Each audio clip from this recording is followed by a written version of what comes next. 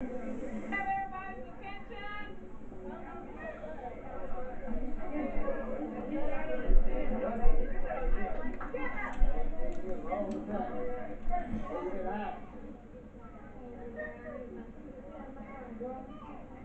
Do we have everybody's attention?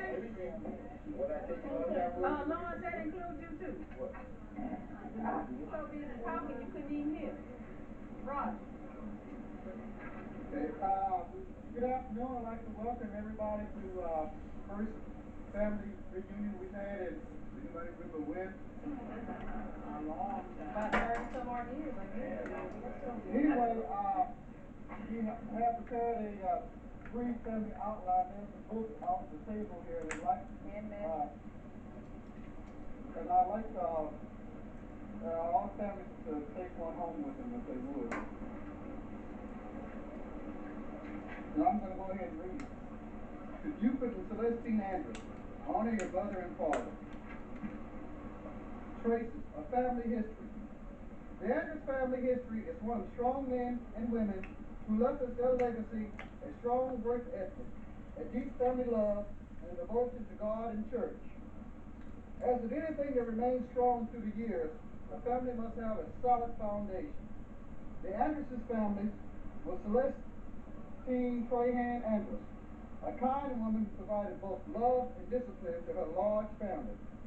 Her loyalty to her husband was unquestioned, as was her unwavering support.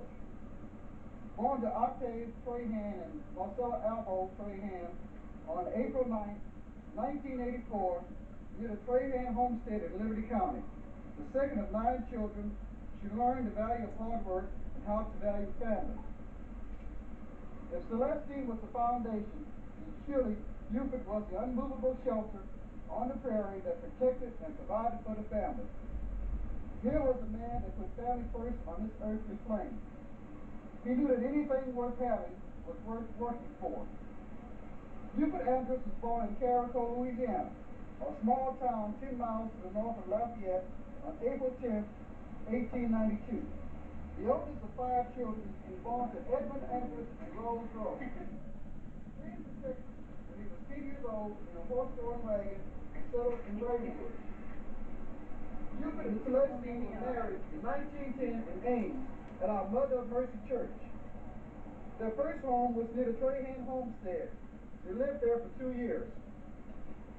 They then moved to the Fontenot land near the town of Raywood. October 13, 1928 was the day the place we now know as the Prairie was purchased. For $1,000, 40 acres of land became the center of the Andress family. By 1940, through hard work and sacrifice, the Prairie was paid in full. Buford, or Pawpaw as he was known, worked for a few years on a rice farm near Crosby. There, he worked in the field and was needed as a cook.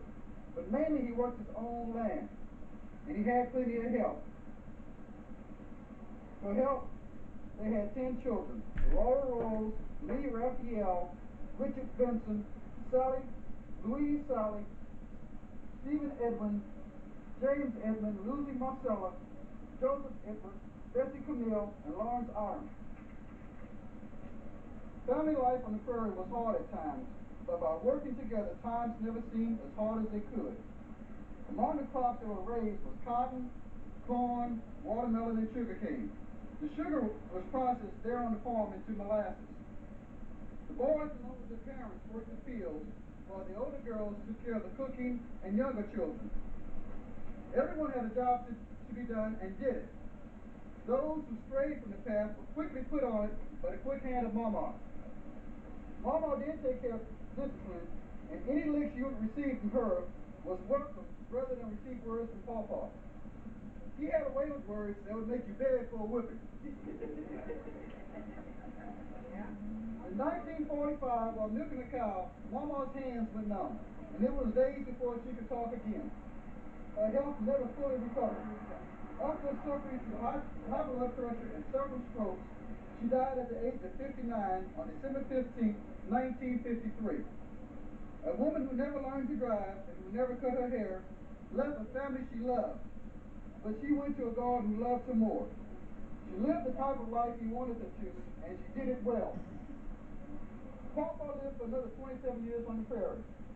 In 1951, he purchased his first pickup truck. This despite the fact he never had a driver's license. It was not until 1953 that he had his first tractor. Oil was discovered on the prairie in 1955, and the well produced for years. Buford Andress died at the age of 88 years old on September 2nd, 1980. He was buried next to his wife of 43 years. At the time of his death, he had 35 grandchildren and 65 great-grandchildren. Buford and Celestine produced more than just a large family, land and 40 acres. They made a history and a heritage to be proud of and to build on. It is for us who remain to carry on their ideas of hard work, family unity, and faith to God and His Word. The following is just a personal note. I think all of us all have stories. Those of us who knew Papa have stories that we could tell what we remember about Papa. These are two things that stand out in my mind, and I don't think I'll ever forget about them, and I'd like to read them to you. As a young boy, two of my most memorable moments were provided by Papa. One came as I chased a calf around the barnyard, swinging a rope wildly around my head. Papa had ordered me to catch this calf so he could give him a shot. While I loved the country, I was raised in the city. So catching a calf was much easier ordered than done. To be honest, I was scared of the calf. But that fear did not compare with not following Papa's orders. Round and round that calf and I went. After uncounted attempts, I actually roped and threw the calf. Papa said, "Boy, you all were something." It was one of the proudest moments of my life. The other came while watching Papa drink his morning coffee, looking at the cows. We sat on the porch as the sun came up. Not a word was spoken. I miss it. Following is a list of acknowledgments of folks who have worked to put this reunion together. James Butch Andress, John Skipper Andress, Lawrence Andress, Larry Bertrand, Anthony Guillory, Betsy Guillory, John Ollier, Karen Ollier, Timothy Ollier, Robbie Punch, Lindell Pratt, Janet Sims, Ann Wilson, Lawrence Andress.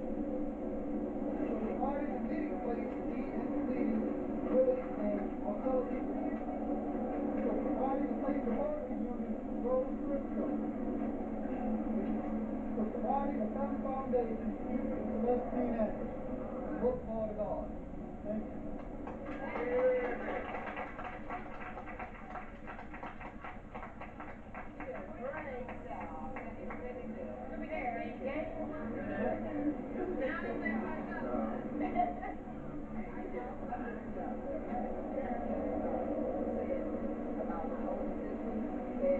Rose and Sally, they really could work. But that Marcella, she was lazy. And she didn't like to work. And I was glad when she left my field. And so was I. Okay, today we want to pay tribute to our older sister. She is the oldest member of our family. As far as I know, I have never heard any of my brothers or sisters say anything negative about her. She's a loving person. She's a kind person. And I love her very, very dearly. She was like my mother. And she showed us all the way. So to you, Rose, from your brothers and your sisters, we want to present to you a bouquet of roses. We want you to have your roses while you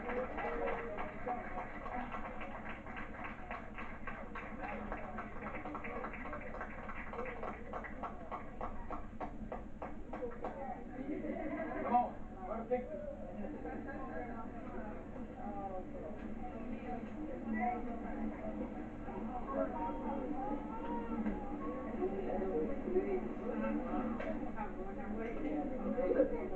You take them out and go on. Go around the whole backyard. Ah. Yeah, we're gonna have to cover this stuff